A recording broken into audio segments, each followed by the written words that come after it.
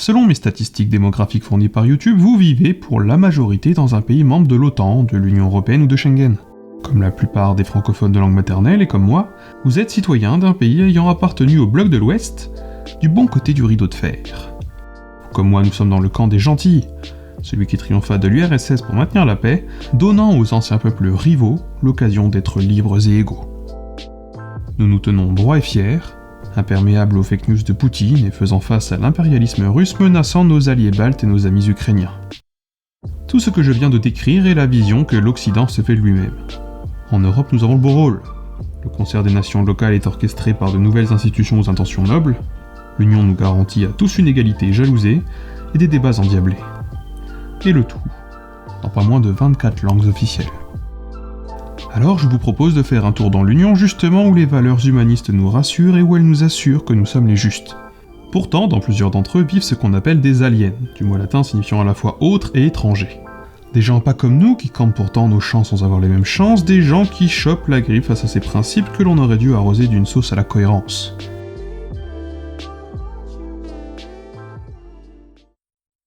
Partons pour les pays baltes, dont l'histoire récente est des plus passionnantes. 3 pays que tout oppose, 3 pays que tout relie. Ils ont pour point commun d'avoir quitté l'URSS à sa chute en 91, puis d'avoir refusé d'entrer dans la CEI qui lui a succédé. Ils voulaient l'OTAN et l'UE, les US et l'euro. Ils ont fait peau neuve, mais les preuves de leur passé jonchent encore le parquet.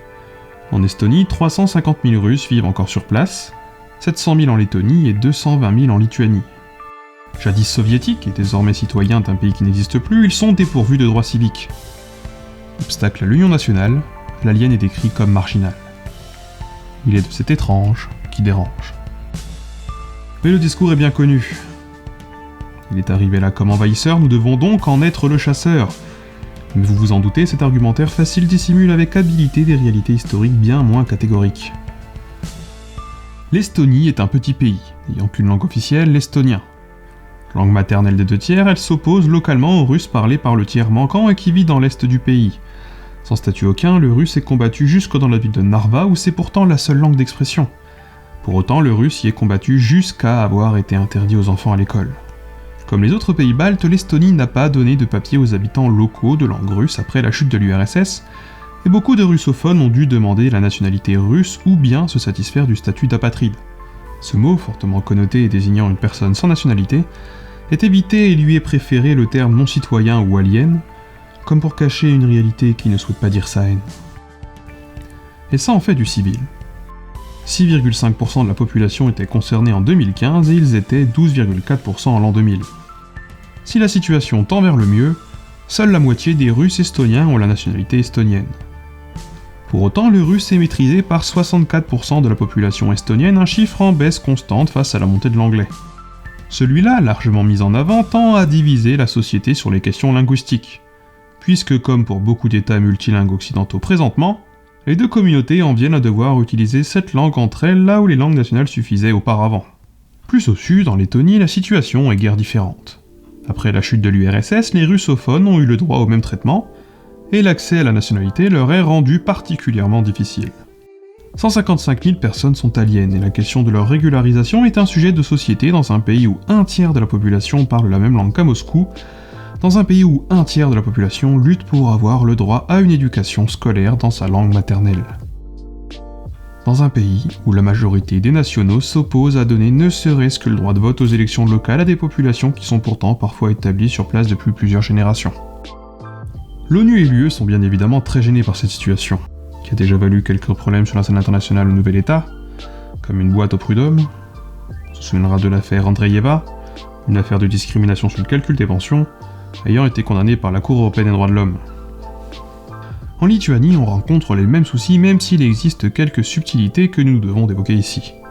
85% de la population a pour langue maternelle le lituanien, et les 15 autres pourcents correspondent aux minorités. Celles-ci se divisent en gros en deux groupes, les Polonais et les Russes, qui en 2011 étaient chacun composés d'un peu plus de 200 000 personnes. Vous êtes surpris ?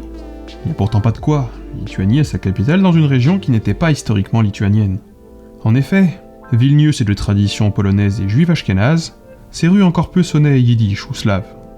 La région de la capitale a formé autrefois l'éphémère République de Lituanie centrale, État qui fait sécession en 1920 et dont l'annexion polonaise survient 2 ans plus tard. Aujourd'hui, comme en Estonie et en Lettonie, Russes et Polonais ont leur ville et territoire. Mais dans le lot, on ne trouve pas Vilnius. La capitale est désormais à majorité lituanienne, elle qui en 1931 était pourtant encore peuplée de Polonais, de Juifs et de Russes. Ce petit tour de l'Est étant fait, revenons sur ces aliens et leur identité. Puisqu'en effet, s'il s'agit presque toujours de Russes, ils sont parfois Ukrainiens ou Biélorusses. Tous les Slaves de l'Est, même s'ils sont parfois considérés comme étant de notre côté, ont longtemps été associés à Moscou. Après tout, leurs langues sont si proches qu'elles en sont intercompréhensibles. Nous venons de l'évoquer, mais certains de ces aliens sont polonais, surtout en Lituanie, et d'autres sont juifs, comme en Lettonie. Mais les Baltes ont raison sur un point, ces Slaves sont pour beaucoup arrivés sur le tard, à l'époque où la russification allait de bon train. Cette politique d'assimilation datant de l'Empire avait été arrêtée par la Révolution. La jeune URSS promouvait au contraire ses langues minoritaires, luttait contre le chauvinisme du groupe majoritaire et le tout au nom d'une politique égalitaire. Puis vinrent les purges et vint Staline pour qui l'urgence était de changer de ligne. Lui qui voulait un pays homogène imposa le cyrillique aux indigènes. Tout s'accompagne de nombreuses déportations. Les autochtones sont envoyés en Sibérie remplacés par des colons à qui on ne demande pas l'avis. Ces derniers le paient aujourd'hui, bien qu'ils aient été pour beaucoup eux aussi victimes du régime de Moscou. Mais s'arrêter à ces seuls faits, c'est faire l'impasse sur les populations implantées depuis des centaines d'années. Partout en Europe de l'Est, on trouve des minorités russes du XVIIe siècle ayant fui autrefois la persécution des tsars. Ce sont les vieux croyants de la vieille église orthodoxe et qui trouvaient refuge de l'Estonie à la Roumanie. Lipovène est d'ailleurs le nom attribué à ceux des Balkans vivant dans le delta du Danube, dont on oublie souvent la communauté qui est, il est vrai, minuscule. Malgré l'histoire de ces populations, la ségrégation ne laisse pas place à la négociation. Être non-citoyen, c'est avoir un droit restreint à la propriété, ne pas pouvoir bosser dans le public ou se faire fliquer pour un oui ou pour un non. C'est pas pouvoir voter, c'est vivre dans un pays où l'ethnie passe avant l'humanité. Et aussi surréaliste que ça puisse paraître, c'est pouvoir se prendre une amende parce que vous avez écrit dans votre langue maternelle sur Facebook. Mais je suis pas Jules, c'est le nouveau pays de l'Union, je suis pas le mieux placé pour en faire le bilan, alors parlons de ceux qu'on oublie trop souvent. Les réfugiés politiques venus après 91, ceux qu'on a attendus, les bras tendus. C'est le cas en Finlande où vivent 70 000 russophones dont un tiers de nationalité russe. Ils se divisent en deux groupes. Le premier c'est les anciens, c'est ceux du passé. C'est ceux qui sont là depuis le début, c'est ceux d'avant la Seconde Guerre, c'est ceux qui ont fui le communisme, puis le stalinisme. C'est aussi ceux qui firent leur valise le jour où la Finlande acquit son indépendance, pour y fuir les bolcheviks et participer à la création d'un nouvel État cohérent avec leur idéal politique. Les autres ce sont ceux qui firent après la chute de l'URSS le même chemin. Pour beaucoup ce sont des Ingriens, peuple d'origine finnoise de la région de Saint-Pétersbourg, ayant pu retourner en Finlande grâce aux lois de rapatriement, grâce aux lois du retour. Mais désormais, tous ces russophones à l'histoire différente sont dans le même panier. Alors certes, ils ont leur radio et leur journal, mais ils sont aussi victimes de discrimination à un taux qui pourrait faire croire qu'il s'agit du sport national. En 2012, au cours des 12 derniers mois, un quart des russophones avaient été victimes d'un délit ou d'un crime. Et pour trouver le plus gros des Russes de l'Union, il faut se rendre là où on décide de ses missions, l'Allemagne. Ils y sont 2 à 3 millions, c'est la moitié de ceux de l'UE.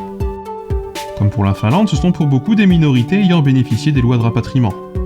On les appelle les Aussiedler, ou les réémigrés en français, nom donné aux Allemands vivant en minorité dans d'autres États, le plus souvent en Europe de l'Est, desquels ils furent chassés après la Seconde Guerre. Les Russes allemands sont de ceux-là. Déportés en 1941 vers des contrées inhospitalières, un tiers sont morts de la déportation. Alors, beaucoup ont vite fait le choix de partir à la moindre occasion. Logiquement, dès la chute de l'URSS, ils migrent en Allemagne au rythme de 200 000 par an. Avec cette vague-là s'en accompagne une autre, celle des juifs parlant encore yiddish retournés dans un pays qui n'en comptait alors presque plus. Aujourd'hui environ 250 000, leur langue maternelle proche de l'allemand leur a permis de s'intégrer rapidement. Et puis il y a la tête du peloton, les Russes ethniques venus avec les autres, parfois vus comme des vautours, qui pour beaucoup n'ont pas pu obtenir la nationalité et qui parfois n'ont pas de titre de séjour. La plupart de ces anciens Russes se voient en marge de la société, comme coincés dans un rêve qui ne pourra plus se réaliser, leurs enfants ont le cul entre deux chaises, comme s'ils avaient nulle part où être à l'aise. Mis de côté socialement, beaucoup maintiennent le russe comme langue à côté de l'allemand. Comme langue maternelle avec une estimation allant de 4 à 6 millions, le russe se porte bien dans l'Union. Réparti entre plusieurs pays, si ces minorités étaient unies, elles auraient le poids d'une Slovaquie. Alors que pense l'Europe de ces minorités, que ce soit celle-là ou toutes les autres oubliées? Sur le papier, elle est préoccupée, c'est la gêne. Depuis toujours, depuis le début, depuis sa naissance et jusque dans ses gènes. Très tôt, des dispositions sont prises pour une politique d'ouverture à ceux qui ne parleraient pas la langue nationale, mais il est laissé aux nations l'appréciation de les appliquer ou non. C'est ce qui se passe avec la Charte européenne des langues régionales ou minoritaires. Chaque État décidant ce qu'il en advient et celle-ci n'étant pas obligatoire, elle a été ratifiée par certains et d'autres remettent ça plus tard. Sans surprise, aucun des pays baltes n'a signé ni ratifié la charte, voulant ni russe ni autre langue sur ses pancartes. Ils font partie des pays les plus fermés sur la question, et ils ne sont pas vraiment ouverts à la négociation. En revanche, Roumanie et Finlande sont signataires, et la première reconnaît le russe parlé sur ses terres. Si elle n'a guère le projet d'entrer dans l'UE, la Russie fait aussi partie des signataires. Mais que dirigée par des nationalistes va-t-en-guerre attachés à l'identité slave, le pays possède des républiques autonomes gérant localement leur politique linguistique, et c'est par cette voie que sont reconnues 37 langues d'État, aux côtés de quelques 15 autres langues officielles. Les minorités linguistiques, il n'y a guère que les linguistes et les concernés qui s'y intéressent. Pourtant, si ces opprimés n'étaient pas emmerdés sans cesse, tout cela aurait peut-être une autre tête. Parce que tout est lié. Parce que votre langue, c'est votre identité. C'est celle qui vous permet de sociabiliser. C'est la porte vers l'école et le boulot, vers vos idéaux et vos potes. Votre langue, c'est votre moyen de communiquer. C'est donc aussi le moyen de se cultiver, de s'informer, de réaliser beaucoup de choses autour de soi, pourvu que cela soit autorisé. Les Russes baltes n'ayant ni droit ni médias réservés, c'est auprès des instances moscovites qu'ils s'informent. C'est ces discours qui les forment. N'ayant parfois pas de papier, c'est le voisin redouté qui leur donne le droit d'être des personnes. Ainsi deviennent beaucoup par défaut Russes de papier. Ils consomment films et radios en dehors de leurs frontières, émanant souvent d'une source unique et critique à l'égard de l'Occident. Cela peut déplaire, mais peut-être fallait-il y penser auparavant, en leur refusant des droits élémentaires. Guère surprenant qu'ils désadhèrent. Tout cela donne un poids conséquent à celui qui est désigné comme le rival, et ce sans qu'il ait à se donner trop de mal. Qu'on soit partisan ou opposant aux géants sibériens, on a tous des raisons de se soucier du traitement de ces Russes européens. Il y a les raisons humaines, et la cohérence qu'on veut donner à notre discours et notre image. Il y a aussi les raisons régaliennes, le fait qu'on veuille pas en arriver là où on se dit on aurait pu, on aurait dû, mais c'est dommage. Alors il y a ceux qui sont sensibles à tout ça et qui font des vidéos sur internet, puis il y en a qui s'en foutent un peu, et il y a ceux pour qui c'est niette. Mais surtout, il y a ceux qui malgré tout défendent ces oppressions, ceux pour qui je voudrais réserver ma toute dernière conclusion, et en crainte et frisson. Il y a peu, un projet d'amendement a été déposé en Russie au Parlement.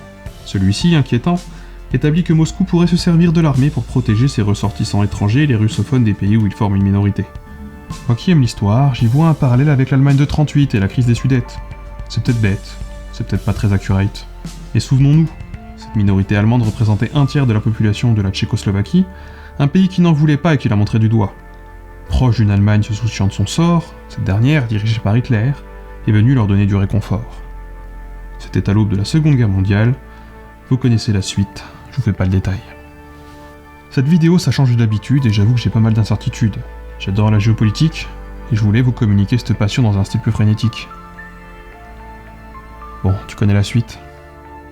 Abonne-toi, like, partage, et active la cloche parce que si t'oublies, c'est dommage.